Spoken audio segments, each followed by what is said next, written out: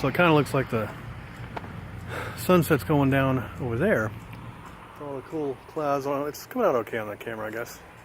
The thing is, the sun's going down over there. We have a tropical storm coming in, and the whole sky in the evening is really tripping. It's pretty cool. It's just all these different cloud layers and the sun shining underneath them. It's pretty trip. This thing wouldn't let me record on the backside camera, or the screen side camera, unless I was logged in. That's weird. I thought it would. There's somebody over there sitting in their truck with the AC going out here in the heat. Don't make no sense to me. So today is the 17th of June 2017, and the United States of America just shot down a Syrian jet like last night during a sortie, and the Russians are all pissed off about it. I believe, I'm worried that the Russians have been flying Syrian jets, because I remember reading articles in the past that Syria wasn't really heavily trained on those jets, those Russian jets. They could fly them, but you know, the whole tactical thing wasn't happening for Syria pilots. So I'm worried that it was a Russian pilot that may have been in that, but don't quote me on that. I'm just guessing at this point, because the Russians are pissed. You would wonder why they would be, because I mean, yeah, they're backing Assad, but I mean, why would they care? Well, I guess they care because, you know, all of their investment and everything. But I mean, it seems like they're extra pissed about it. But to be honest, the Iranians are shooting missiles over Iraqi territory to hit Syrian positions. Well, they hit the anti-Syrian positions, which we're backing the anti-Syrians, which is basically ISIS. It's where ISIS came from. So the United States of America is basically backing the same people that wound up being ISIS. And the Russians are backing Assad because of all the stuff they have invested in Syria. And now the U.S. shot down a Syrian plane that may or may not have had a Russian pilot flying it. It's like, remember, I'm just guessing on that fact. Shit's getting deep in Syria. Okay, alright, well that time it let me hit record.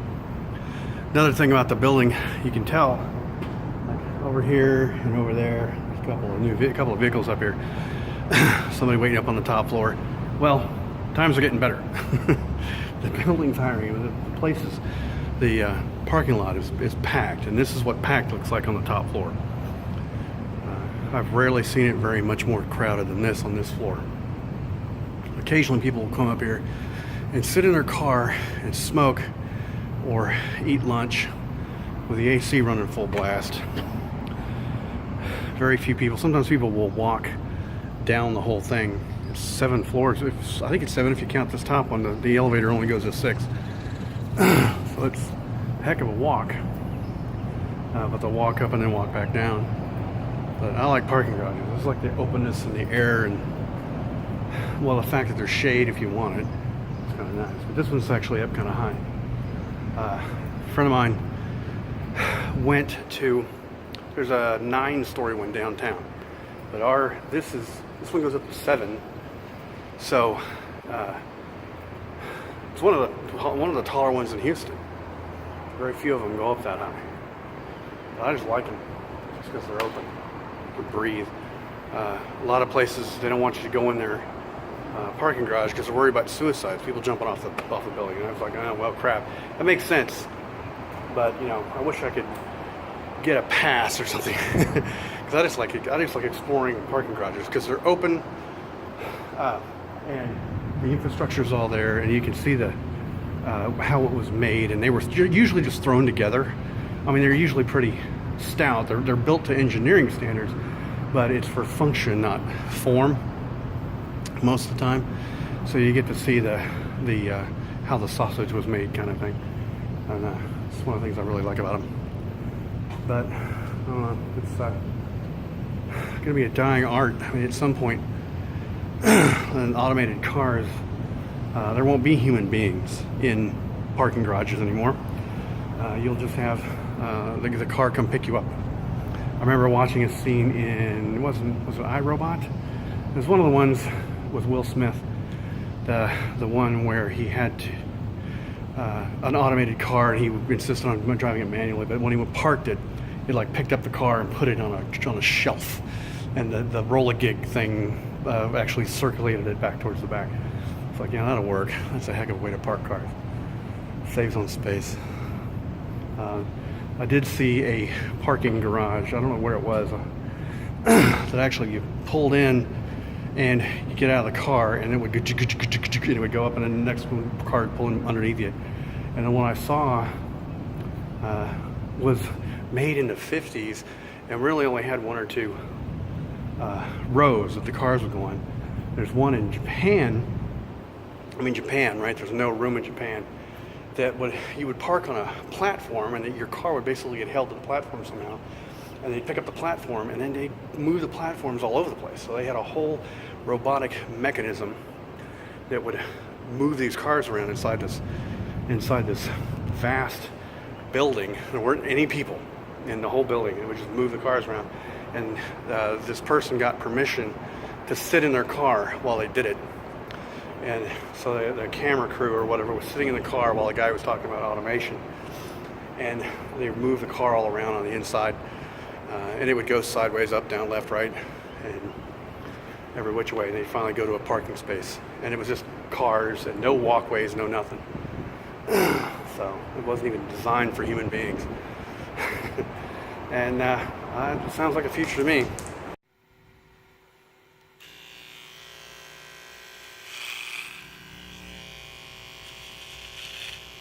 Almost forgot something. Not really, but I'm going to post that on a picture of one trimmed eyebrow on the social media. Should be interesting. Well, this isn't new, though there is one post up. I don't remember if that post was there before or not. But this definitely is new.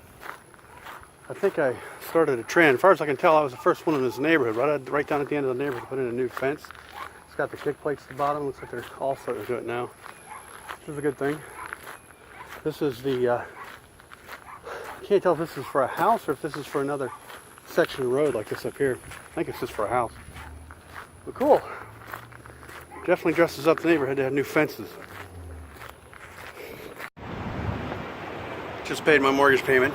I work right there. I almost said live right there. And fortunately, my mortgage company's right across the road, so I can walk over here and pay it. It takes, if I mail it in, it doesn't clear until the 15th. If I walk it over here on the 1st of the month, it clears on like the 5th or the 6th. Of course, you know, there's the holiday this month, so it's going to be a different amount of time here. Let me try to get chill with you. So I walk it over there in the heat, and generally I don't bring my backpack, but ask anybody who knows me and they'll say, yeah, Kelly, I never see you without a backpack. And I feel naked when I walk around without one. It's refreshing because it is a huge amount of stress to carry that stupid thing. I need to go through and clean it out.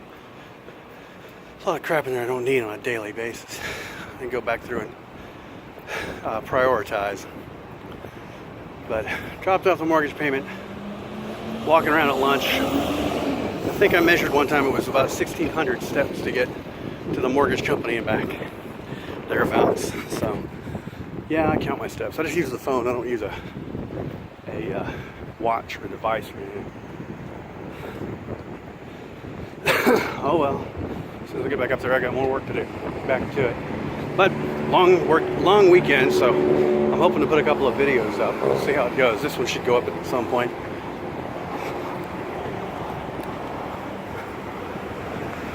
See how it goes. Almost got smushed by Big Red Dodge.